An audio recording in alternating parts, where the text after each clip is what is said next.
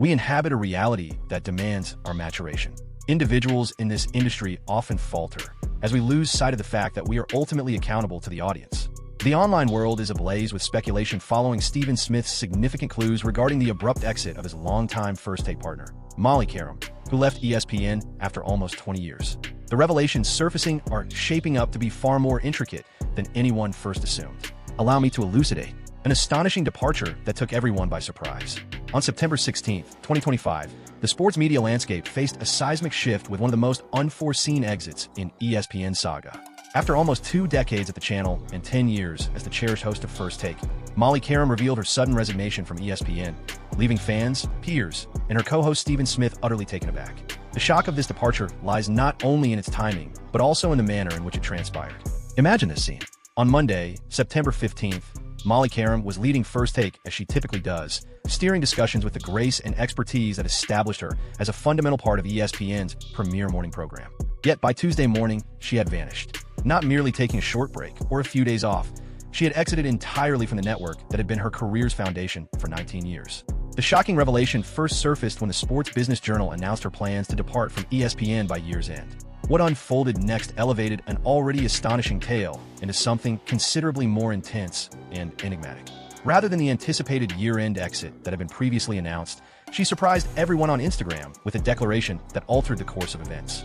Molly Qerim is leaving ESPN, departing from First Take rather unexpectedly, one could argue. Just last night, Austin Karp from Sports Business Journal revealed that Molly Qerim would be stepping away at the year's conclusion, but it appears she is leaving sooner. Her Instagram message opened with the revealing phrase, "The news emerged sooner than I planned," instantly indicating that turmoil was brewing behind the scenes. This wasn't the meticulously planned send-off that networks usually crafted for their veteran personalities. No, this was an entirely different scenario, a sudden resignation that caught everyone off guard, sparking a frenzy to comprehend the situation. The ramifications were swift and deeply felt. During Tuesday morning's initial segment, sans its longtime anchor, audiences were greeted with an unfamiliar scene. Stephen Smith launched the broadcast alone, clearly affected, as he offered a farewell that was both poignant and enigmatic. Typically, you would hear from our friend Molly Qerim. Yet, last night, Molly shared her decision to leave ESPN. For the past 10 years, she's been the face of First Take, transforming the program with her elegance, skill, and unmatched generosity. Her contributions have been vital to our achievements over this decade. She not only guided me and many peers, but did so with unwavering dignity, class, and kindness, to put it mildly.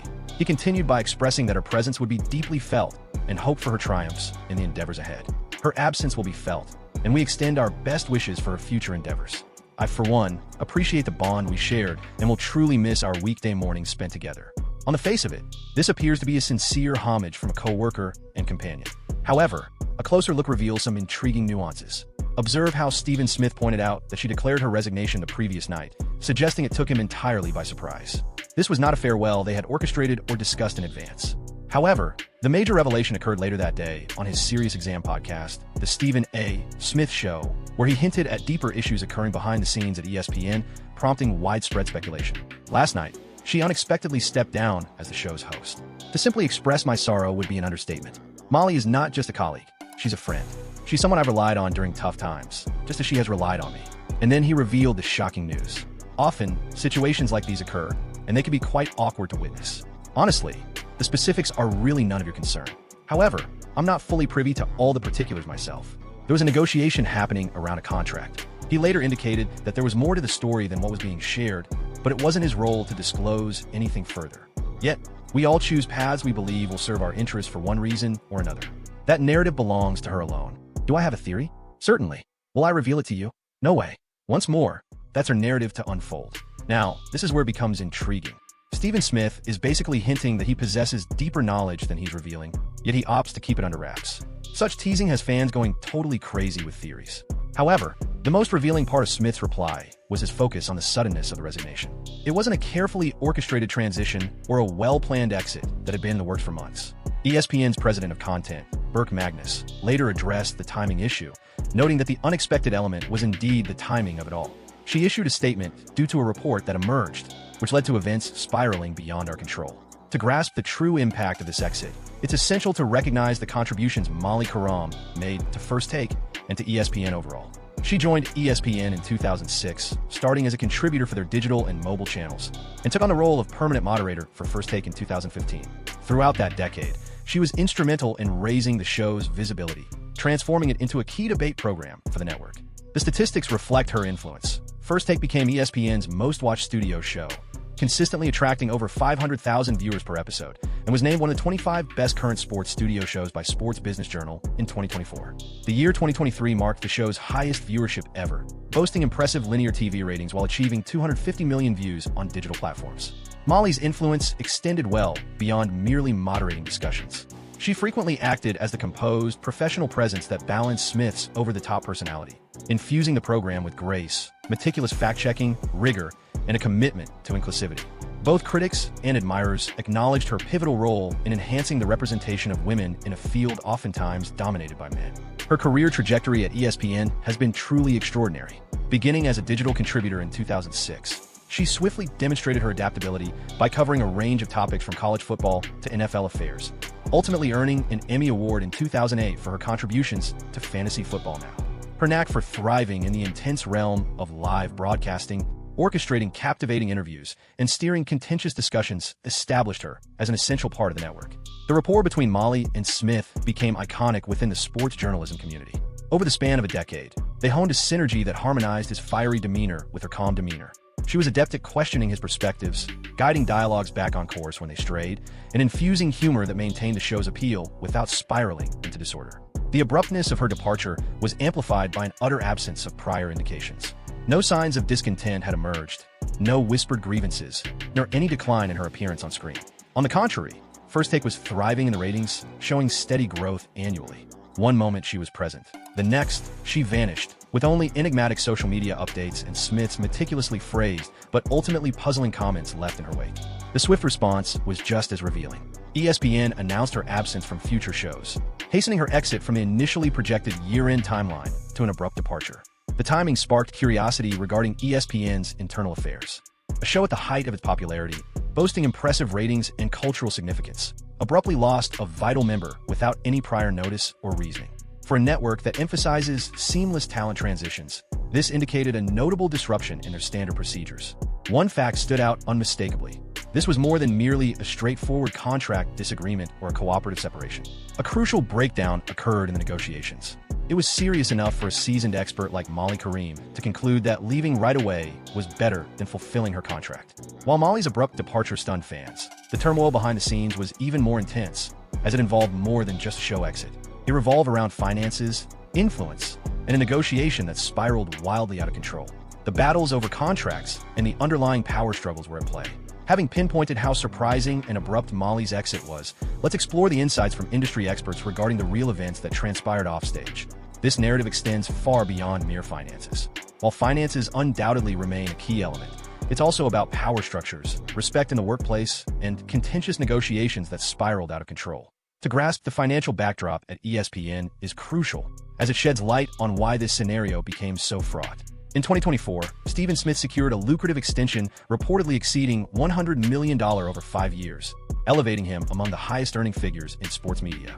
In the meantime, sources indicate that Molly Qerim's annual earnings were approximately $500,000. To contextualize this, there's a staggering roughly 40-to-1 wage disparity between her and the other co-host of ESPN's leading morning show.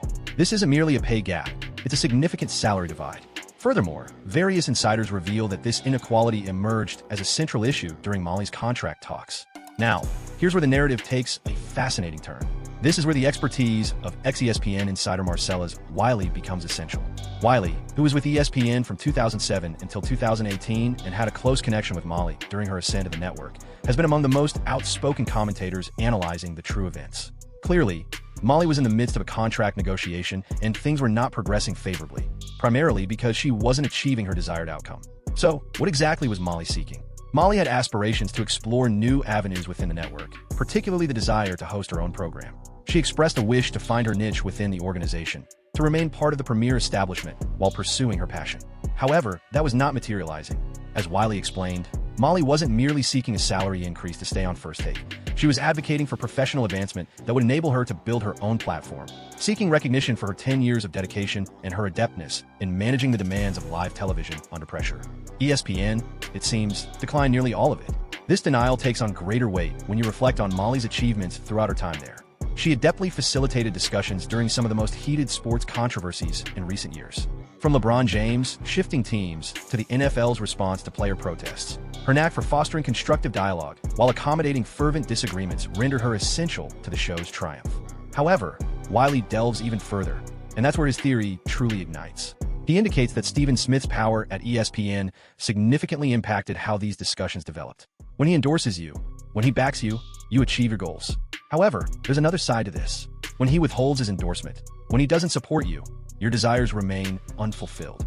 This hypothesis posits that Stephen Smith operates as an informal kingmaker within ESPN, wielding the ability to determine the success or failure of others' careers contingent upon his backing. Wiley asserts that Smith chose not to leverage that authority to assist Molly in achieving her desired outcomes.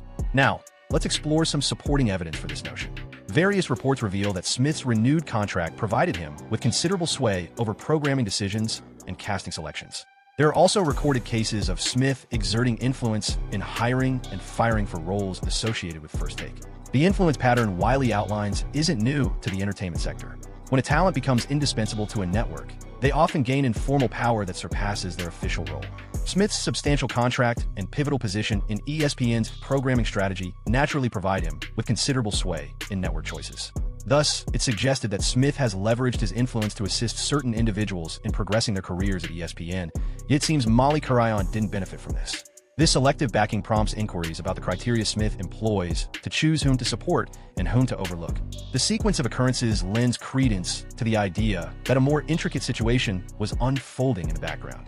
ESPN's Burke Magnus affirmed that an initial accord was reached, allowing her to leave First Take by the year's conclusion to explore fresh avenues within the company. However, a significant shift transpired between that consensus and her abrupt exit. As per various insiders, the initial strategy involved Molly moving into different positions at ESPN while gradually disengaging from her daily First Take responsibilities. This arrangement would have given her the chance to broaden her skill set, possibly anchoring her own programs and taking on larger projects within the network's offerings. It was precisely the type of career progression that matched her expertise and qualifications. However, during the concluding discussions, everything unraveled. Rather than a smooth shift to fresh prospects, Molly was confronted with what seemed like an ultimatum, compelling her to withdraw completely. But here lies the crucial inquiry. What caused a planned transition to transform into an instant departure? What shift occurred in those last discussions that prompted Molly to conclude she couldn't wait a few additional months to see out her current contract? According to several industry sources, the answer hinges on a deteriorating trust and mutual respect that have been festering for quite a while. Molly has been cited by numerous outlets as indicating that Qerim felt she was not properly appreciated after years of contributing to the show's achievements, especially concerning her efforts in promoting female representation within sports media. The contrast with other talent at ESPN becomes especially concerning when you examine the overall pay framework. You're part of a network where Mina Kimes earns significantly more than you. And where does Mina Kimes rank in the grand scheme? This analysis underscores what many perceive as a core disparity in ESPN's valuation of its personnel. Molly, co-hosting the network's leading morning program, reportedly receives less than analysts in lesser roles on more obscure shows. When you're the one ensuring that the network's premier studio production operates seamlessly each day, witnessing individuals in less challenging positions earning vastly more is sure to foster considerable resentment. The issue becomes more intricate when factoring in ESPN's wider financial pressures.